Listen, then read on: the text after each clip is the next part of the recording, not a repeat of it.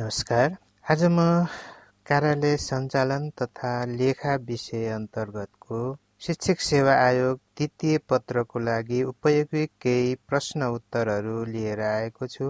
मलाई लाग्छ यी प्रश्न उत्तरहरूले तपाईलाई शिक्षक सेवा आयोगको परीक्षाको क्रममा महत्त्वपूर्ण सहयोग पुग्नेछ। यदि तपाईँ थप यस्तै प्रश्नका समाधानहरू हेर्न चाहनुहुन्छ भने मेरो युट्युब च्यानल बैंक अफ सक्सेसलाई सब्स्क्राइब गरिदिनुहोला। कार्यालय सञ्चालन र लेखा विषय शिक्षणमा अवलोकन र खोजमूलक कार्यले के कस्तो प्रभाव पार्दछ चर्चा गर्नुहोस्। कार्यालय सञ्चालन र लेखा विषय व्यवहारिक प्रकृतिको हुन्छ, जसमा केवल सैद्धान्तिक ज्ञान पर्याप्त हुँदैन।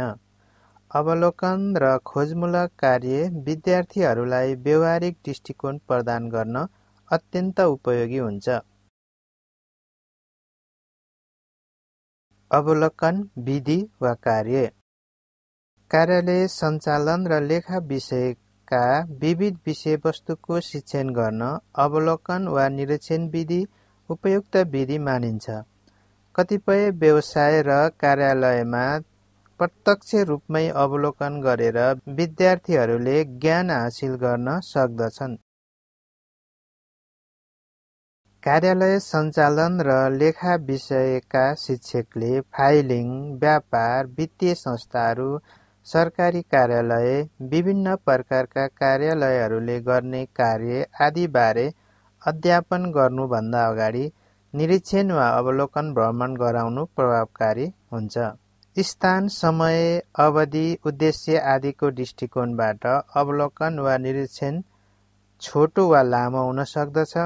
यस्तो अवलोकन कक्षा कोठामा, विद्यालयको पुस्तकालय, कार्यालय, ल्याब, विद्यालय परिसर वा विद्यालय बाहिरका विभिन्न स्थानहरूमा गराउन सकिन्छ। यसरी गराइने अवलोकन वा निरीक्षणलाई शैक्षिक भ्रमण, भौगोलिक भ्रमण वा स्थलगत भ्रमण आदि पनि भनिन्छ। यसरी अवलोकन विधि अपनाउँदा सर्वप्रथम सरकारवालाहरू बीच वृहत छलफल गरी भ्रमणको योजना तय गर्नुपर्दछ। उक्त योजनामा भ्रमणको मिति, अवधि, अनुमानित खर्च, भ्रमण स्थान आदिको निर्क्युल गर्नुपर्दछ।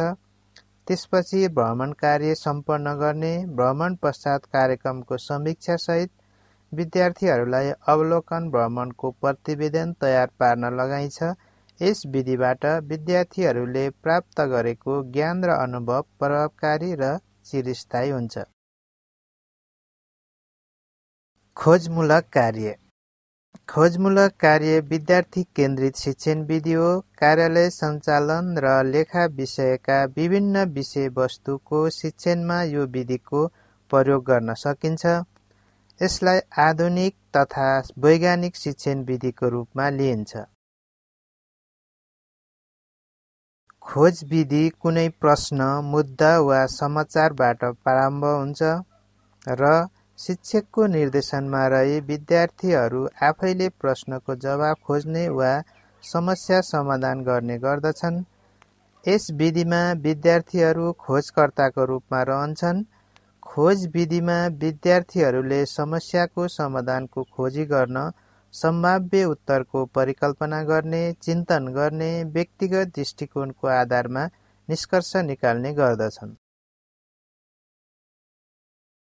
यसमा गुणात्मक विधि वा सांख्यिकीय विधि वा दुवै विधिको मिश्रणबाट समस्याको समाधान निकाल्न सकिन्छ।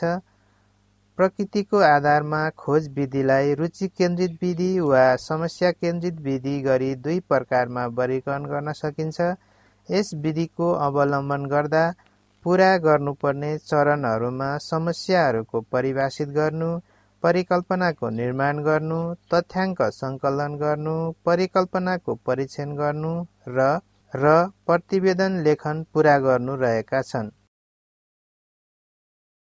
संक्षेपमा यी विधिहरूले विद्यार्थी र शिक्षकमा व्यवहारिक ज्ञानको विकास, विषयप्रति रुचि र सक्रियता वृद्धि, सैद्धान्तिक र व्यवहारिक ज्ञानको एकीकरण, सिप विकासमा मद्दत आत्मविश्वासमा वृद्धि, समस्या समाधान क्षमतामा सुधार, रुचि र संलग्नतामा वृद्धि, शिक्षकको भूमिकामा पनि सुधार आदिमा सहयोग गर्दछ।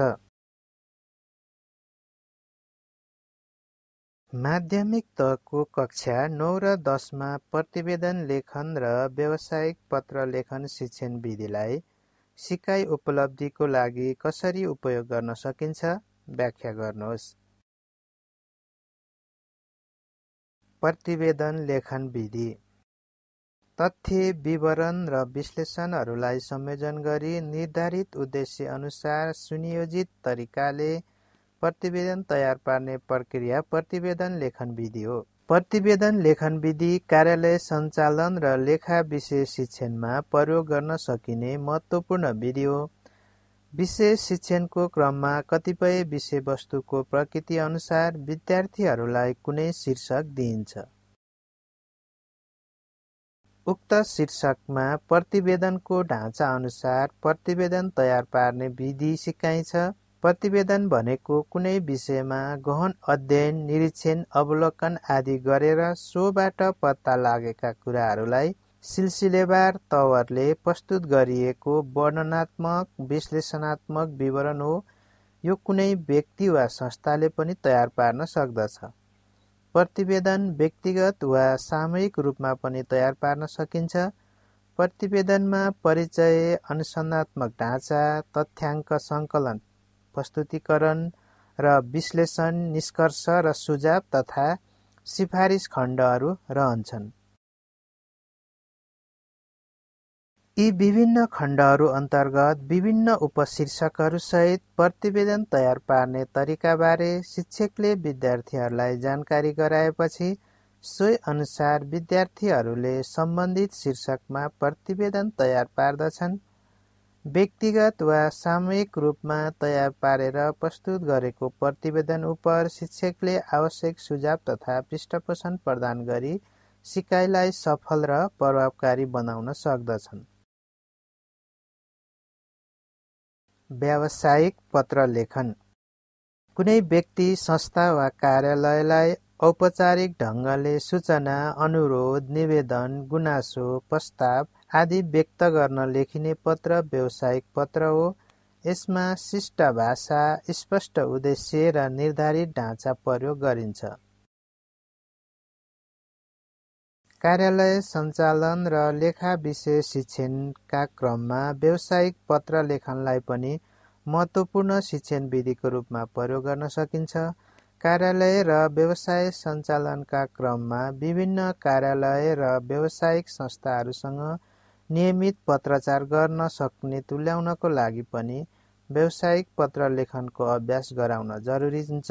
एउटा व्यावसायिक संस्थाले अर्को व्यावसायिक संस्था वा अन्य निकायहरूलाई विभिन्न कारोबारहरूको सिलसिलामा आदान-प्रदान गरिने पत्रलाई व्यावसायिक पत्र भनिन्छ। यस प्रकारका पत्रहरूको लेखनबाट विद्यार्थीहरूमा सञ्चार, सम्पर्क गर्ने, समन्वय कायम राख्ने क्षमता र आत्मविश्वास बढ्छ। अर्कोतर्फ सञ्चारका विभिन्न साधनहरूमध्ये पत्रलाई भरपर्दो र प्रभावकारी साधनको रूपमा मानिने भएकोले पनि व्यावसायिक पत्र लेखनको अभ्यास गराएर पनि शिक्षण सिकाइ पूरा गर्न सकिन्छ। कार्यालय सञ्चालन र लेखा विषयको पत्र व्यवहार पाठमा विभिन्न प्रकारका पत्रहरूको मस्यौदा गर्न लगाएर शिक्षकले आवश्यक सहयोग गरिदिएर पनि सिकाइको लक्ष्य हासिल गर्न सकिन्छ। व्यावसायिक पत्रहरू पनि विभिन्न प्रयोजनको लागि लेखिन्छ।